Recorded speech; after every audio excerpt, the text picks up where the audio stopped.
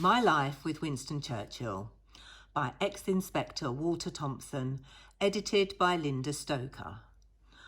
One morning in February 1921, I was summoned to the office of my chief in Scotland Yard. "Thompson, I'm giving you the job of bodyguard to Mr. Winston Churchill." "Very good, sir," I said. "When do I report?" "As soon as possible."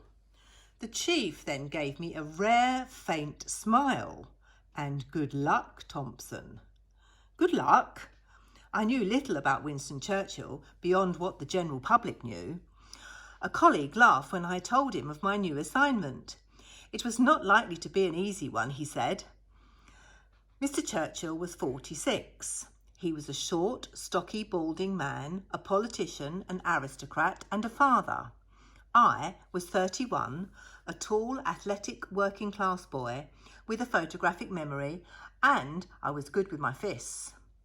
He was the Minister for Air and Minister for the Colonies, and had a brilliant political career behind him. He was one of the best-known public men in England. He was what in those days we called a character.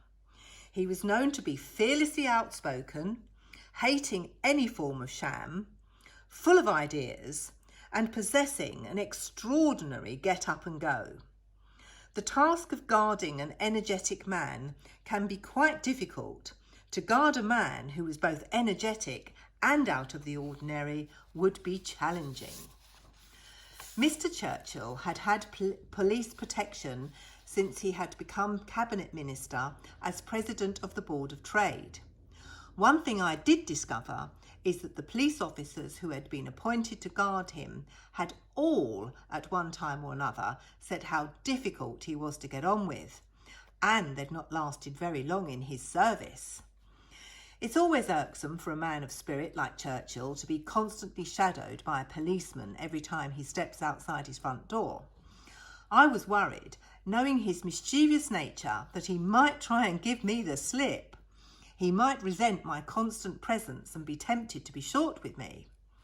I hoped that I was only relieving the officer who was acting as his bodyguard while that man had a rest.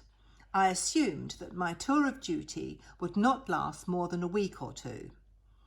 Over the next few days, I followed him about, a bit like a dog following its master. Hardly a word was spoken between us. While I was standing at his shoulder, he was sizing me up to see whether he could get on with me. At the end of the fortnight, I was told that I was to be Mr. Churchill's permanent bodyguard. I felt far from happy. I spoke to him about my wish to return to my duties at Scotland Yard, and he answered me with such a kindness that in a flash I knew I'd been very wrong about the man. From that moment, my whole attitude towards my job changed. I had no idea that except for one short break, I should be Mr. Churchill's bodyguard for the next quarter of a century. I did not dream it was possible that I should be at the centre of things, even as a spectator, in the greatest crisis that tore the world apart, the Second World War, and as bodyguard to the man who was to be the architect of victory. For the part he played in the Second World War, Churchill is still loved and honoured. To me, he has not only become a hero, but a friend. This book is dedicated to my friend, Winston Spencer Churchill.